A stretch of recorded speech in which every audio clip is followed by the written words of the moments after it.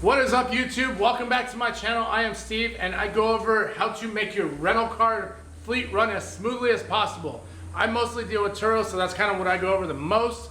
But all these things do apply to all the platforms that are out there, and there's multiple to go around. There's Avail, there's Getaround, there's HireCar, Turo. There's plenty out there. There's even a few more that I didn't even mention them, but there's plenty out there. So pick your poison, which one you want to deal with. Like I said, Turo is the one that has been the best for me so far, so that's the one I stick with. If you guys are new to all this and you're not even quite sure what Turo is, it's where you're able to rent out your car as basically like an Airbnb, but for your car. You have an extra car that's sitting in the driveway that is now being a complete liability, and now you're able to make it an asset because you're working from home, so somebody else can drive it, and now your car is making you money. It's not 100% passive income, but it is semi-passive. You're able to make money off of it. And if you do it right, you're able to make some pretty decent money out of it. So for me, I've been in it for the past 3 years. Started off in California, now we're out here in Arizona. You guys know the whole drill. 4,000 some odd trips, and at one point a little over 50 cars. So now I'm out here doing this in Arizona, and this is all 100% just me, my fleet, and what I'm doing and how I'm going about it. There's multiple ways to go about all this stuff, and I'm just kind of showing you how I do it. Now, if you guys are interested and you want some one-on-one time, the course or anything like that, check the description below. But other than that, let's get into this, and we are going to go over trackers. Now, whether or not you should be using trackers, or if you even want to be using trackers. Now, there is a link down there for the bouncy ones. You can get them on Amazon. I'm not sure if they're still on back order or what, but definitely check it out. There's different ones that you can go with. So the bouncy ones, it's more of a plug and play. You can put it inside and it'll track everything that you have going on in the car. There's also other ones, plug and play, that you can get through Verizon, and just a few more that you can do on Amazon. There's plenty of ways to go about this. I will say that the plug and play ones are just kind of, I would almost go with more hardwired. It's just going to be better off for you guys. I will say from experience, definitely go with something that's more hardwired. It's not the plug and play. The plug and play ones, you are able to pull them at any point. They just plug right in, and I mean, it's that simple, unless you zip tie them, but even then you can cut the zip ties, you can get rid of them if you wanted to. Now, the reason I do say hardwire is because the ones that are plug and play, it's just exactly that. You can get in and out, you can get it in and out, and it just keeps the honest people honest. I would say 90% of the people don't even know it's there, but you do get those handful of people that know exactly what it is, and they pull them. They will pull them straight out, and now you're just kind of stuck, you have no clue, and it's almost as if you're not running a tracker. Last thing you know is, oh, they're on the 60 freeway doing 90, and now all of a sudden it's nothing. Yeah, hopefully that's not because of an accident. But these ones are super easy, and I guarantee you guys, if you guys have been in this long enough, you know exactly. If you get this one renter, you're just like, man, gut-wrenching feeling, this is gonna be bad. Those are 9 times out of 10 the ones that end up pulling the tractor anyway. So now you're just, it's just, like I said, keeps the honest people honest. So some of the other ones that we have used are the ones that are built in through Mercedes, through Tesla, what have you. You can use OnStar, I believe, too, but there's multiple ways you can go about this. Now, let's get into exactly why you want to do a tracker. I can tell you from my past experience, we had a guy who was a traveler, which came in on a flight, usually supposed to be the good renters, right? Those are supposed to be the legit, responsible ones. Well, not this one. He rented our car, and when it came time to turn it in, and sorry, I'm getting a little comfy up here on the Jeep now, my back's a little sore. So he's renting this car, and basically when his trip is expired, he just says, nope, I'm done, like my burner phone is done, and good luck getting a hold of me, right? Well, little did he know, we had the Mercedes app that you could pull up, and we're like, oh, there you are, you're down at the port. And at that point I'm thinking, well, here we go, my car's going over to Europe. Which, I mean, that would be a pretty expensive and stupid move, but it would be a little funny if it did. That would have been a story for sure, right? So anyway, we're watching this thing, and with the Mercedes apps, you're able to, you guys know, if you guys are in Mercedes, you're able to do this.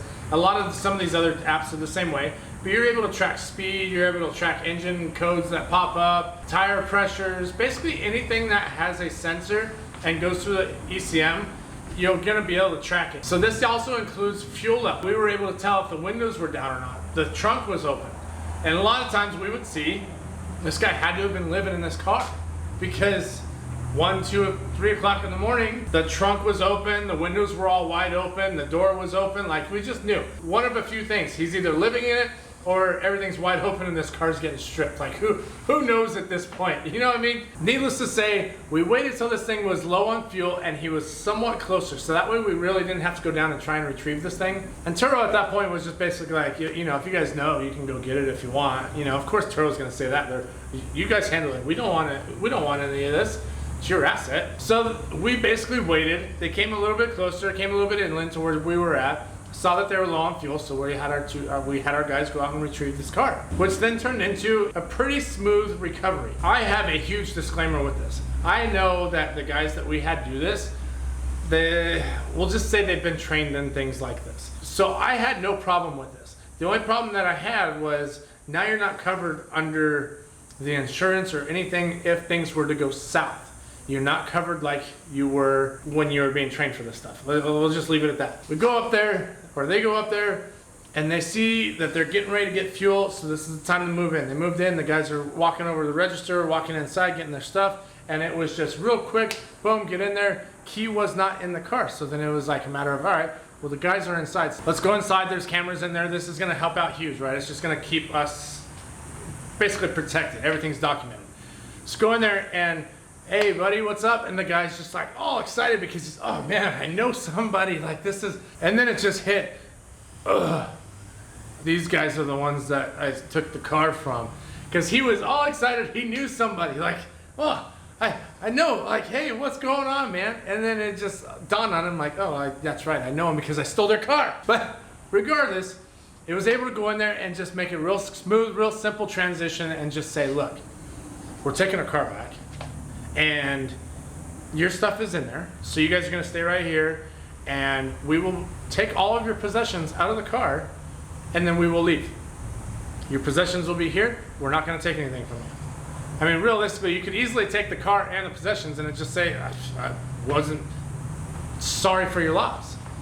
But that's not how we want to do it. So we left all their possessions, and we got our car back, and everything was pretty smooth. And at that point, you're able to basically charge whatever you need to. All of your expenses for recovering the car, you know, fueling, everything, you're able to just stack it on top.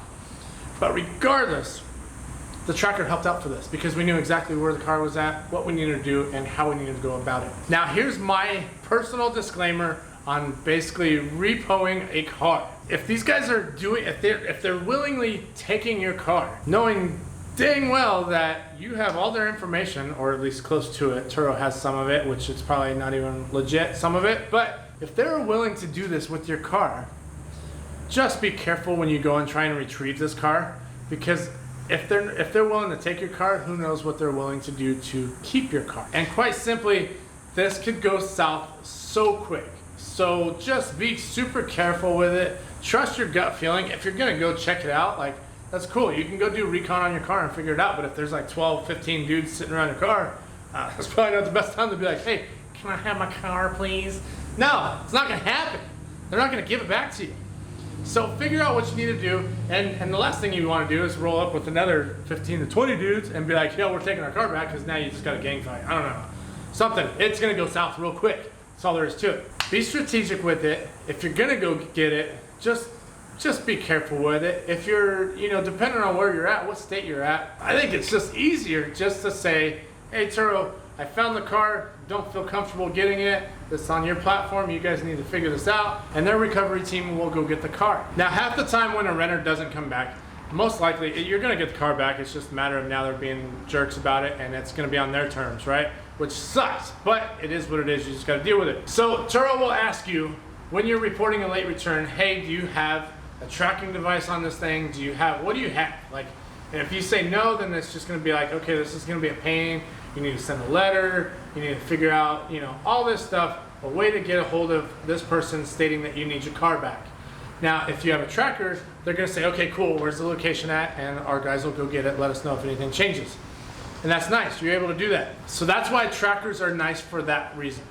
That reason alone. That's one of them. That's huge. There's so many different ways. One of the other ways is AirDeasy. Shout out to you.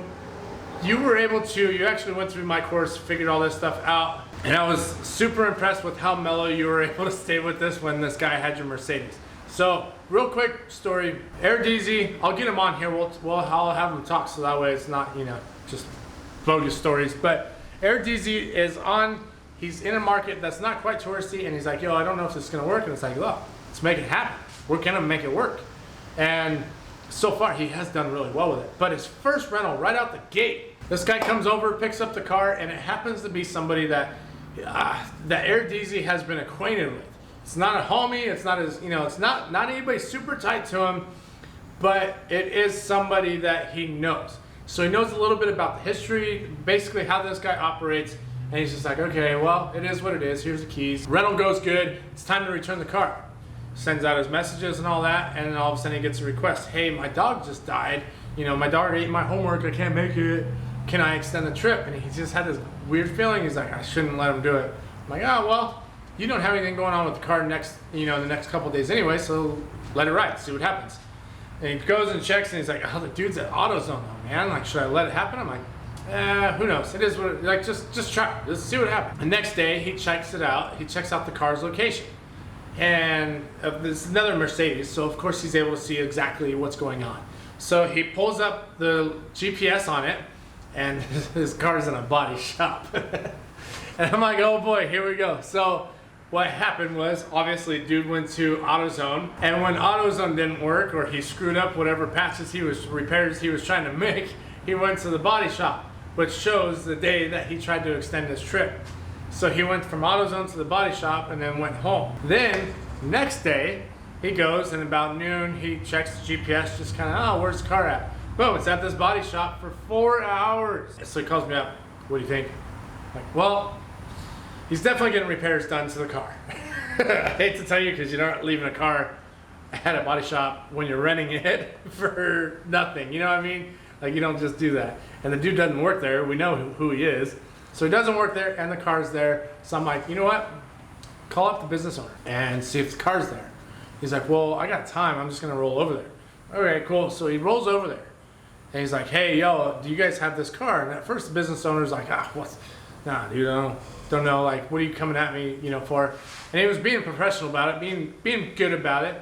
But he's like, look, dude, my car was out on a rental, and my GPS shows that it's here. So then the shop owner, he's like, okay, so you're legit. Yeah, it's in the back. And now at this point, the shop owner is obviously like, I gotta be careful because I'm doing work on somebody else's car and I didn't check anything to make sure the VIN or any of that was his. So sure enough, he goes back there and the whole car's wrapped, right? It's wrapped in plastic, it's got masking everywhere, and they are spraying the bumper. And he's like, yeah, the renter just came over and said his son backed it into a basketball pole or something, light stand or something, and he needed to fix it quick. And my thing was, the shop owner is going to be one of two things. He's either going to be he's going to be legit and he's going to tell you exactly what's going on, or he's going to be that guy that is a homie to the other one and they're trying to cover some stuff up. Luckily, he was a legit owner and now he has a body guy, so if he needs to go to later on. But regardless, now he was able to find out where the car was at and kind of jam up the renter for him. Like, hey, what's going on? Like, next time, I appreciate you taking over the situation and just handling it.